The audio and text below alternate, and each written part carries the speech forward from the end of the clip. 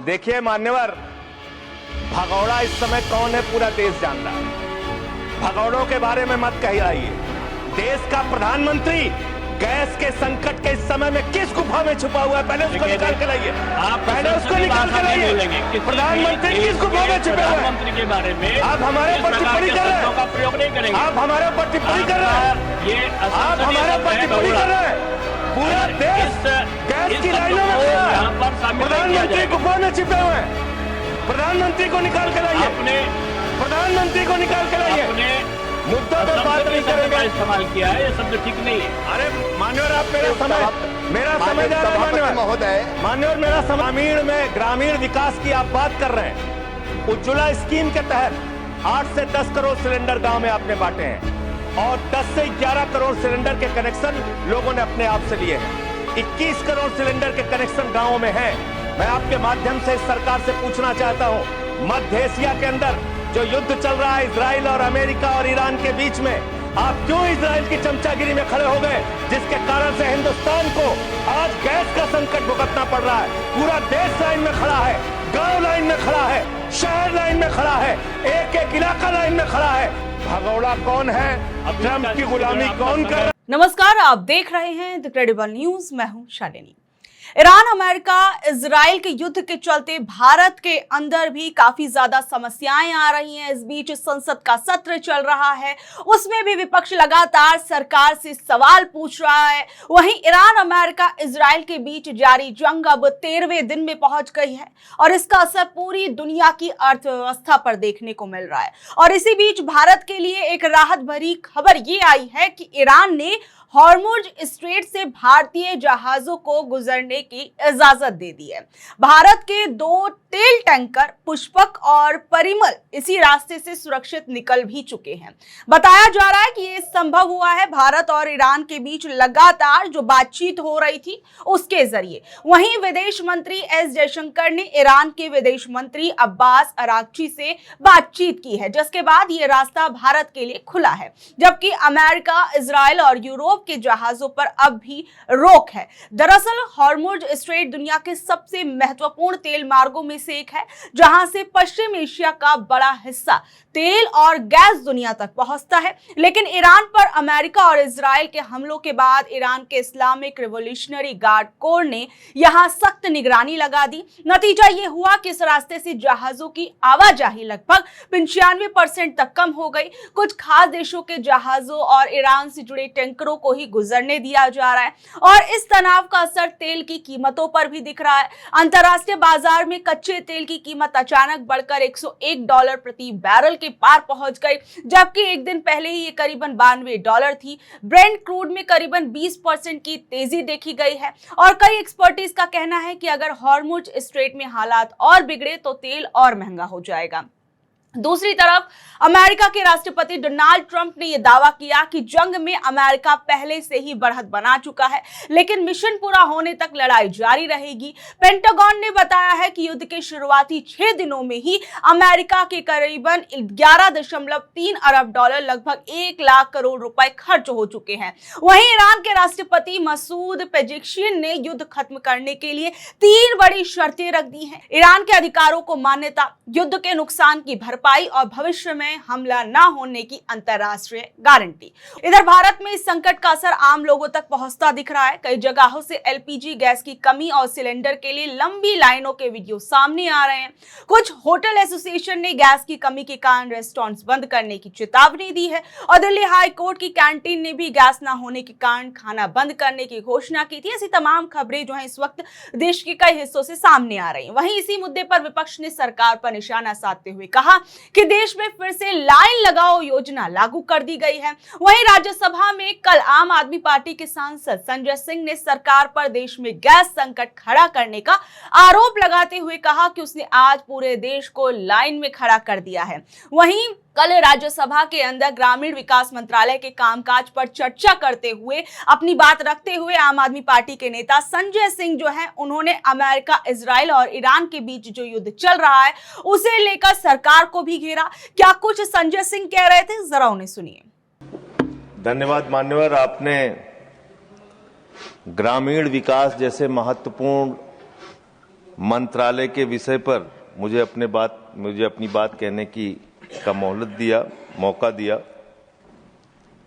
मान्यवर, मैं अदम गोंडवी जी की चंद लाइनों से अपनी बात शुरू करना चाहता हूं कि तुम्हारी फाइलों में गांव का मौसम गुलाबी है, तुम्हारी फाइलों में गांव का मौसम गुलाबी है, मगर ये आंकड़े झूठे हैं, ये दावा किताबी है। सर, भारत की सरकार ने जब विकसित भारत की कल्पना की है तो उस कल्पना के तहत गांव को कहां रखा है, आपके माध्यम से यह देश को मालूम होना चाहिए। हमारे टोटल बजट का भारत सरकार ने जो पूरा बजट 2026 और 27 के लिए प्रस्तुत किया मान्यवर, उसका मात्र 3.6% बजट ग्रामीण विकास के लिए रखा है। यह स्पष्ट करता है सरकार की मंशा को। यह बताता है कि ग्रामीण विकास के लिए आपकी सोच क्या है, ग्रामीण व्यवस्था को आप कैसे संचालित करना चाहते हैं, कितना विकास वहां पर करना चाहते हैं। मान्यवर, बहुत सारी योजनाएं गांव के विकास के लिए चलाने का दावा सरकार की ओर से किया जाता है।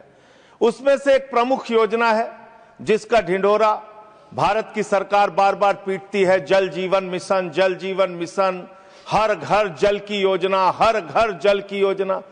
वो जल जीवन मिशन क्या है मान्यवर, जिसके ऊपर आप लाखों करोड़ रुपए अब तक खर्च कर चुके हैं। गांव गांव में पाइप से पानी पहुंचाने के नाम पे लोगों से आप पैसा लेंगे, वहां की जनता को मीटर लगा के पैसे की वसूली करेंगे, जो व्यवस्था पहले नहीं थी। उसके बाद आपने गांव गांव में सड़कों की खुदाई कर दी। जो ग्रामीण व्यवस्था के अंदर जिला पंचायत से सड़क बनी थी, ग्राम सभा से सड़क बनी थी, जो गांव के विकास के लिए पैसा लगा था, उसको जल जीवन मिशन के तहत सड़कें खोद के, गांव के रास्ते खोद के उसको बर्बाद करने का काम किया गया। तो जल जीवन मिशन जन जीवन को अस्त व्यस्त कर रहा है। एक तो ये उस मिशन की खासियत है जो सरकार को सोचना और जानना चाहिए। दूसरी बात मान्यवर, मेरा तो कहना छोड़ दीजिए, भारतीय जनता पार्टी के एक विधायक है ब्रजेश राजपूत जी, उन्होंने उत्तर प्रदेश के सरकार के मंत्री का घेराव किया। मान्यवर, अरे मान्यवर, देश का सबसे बड़ा राज्य है, उसी राज्य से आप भी आते हैं, हम भी आते हैं, उसी राज्य से आप भी आते हैं, हम भी आते हैं। तो अगर एक भ्रष्टाचार के मामले में कोई जानकारी आपके माध्यम से मैं दे रहा हूं तो जानना चाहिए मान्यवर आपको। मान्यवर, रूरल डेवलपमेंट के नाम पे इस जल जीवन मिशन में गांव गांव में टंकियां बनाई गई।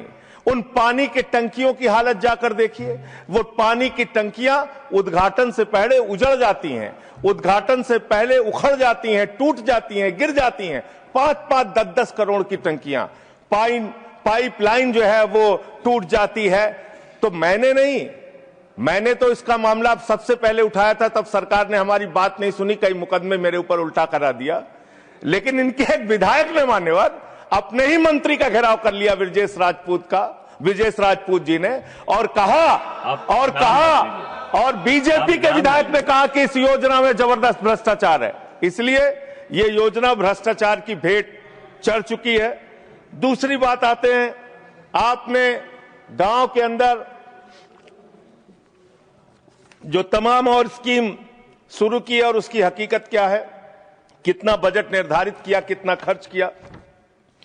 आपने मान्यवर मनरेगा के तहत 25-26 में 86,000 करोड़ रुपए निर्धारित किया था बजट में, और इस बार 26-27 में आपने 88,000 करोड़ रुपए मनरेगा के लिए निर्धारित किया। जब आपने 86,000 करोड़ रुपए निर्धारित किया तो आपकी गारंटी थी 100 दिन की। जब आपने 88,000 करोड़ रुपए निर्धारित किया तो आपकी गारंटी है 125 दिन की, और आप कह रहे हैं हम 60% भागीदारी करेंगे। पिछले कई वर्षों से, जब से प्रधानमंत्री नरेंद्र मोदी जी बने हैं इस देश के, और जब से भारतीय जनता पार्टी की सरकार है, मनरेगा की स्कीम में इस सदन के अंदर मैं पूरे जिम्मेदारी से बोलना चाहता हूं, एक भी साल में 50 दिन से ज्यादा आपने रोजगार नहीं दिया।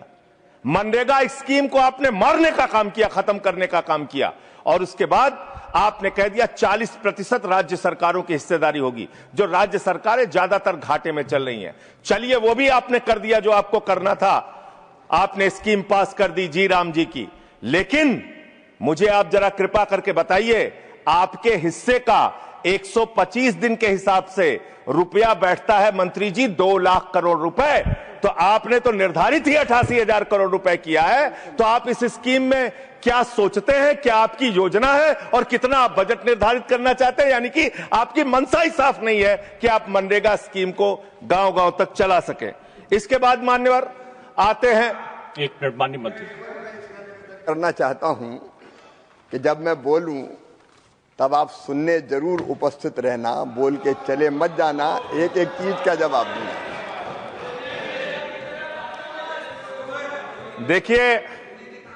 देखिए मान्यवर, भगौड़ा इस समय कौन है पूरा देश जान रहा है।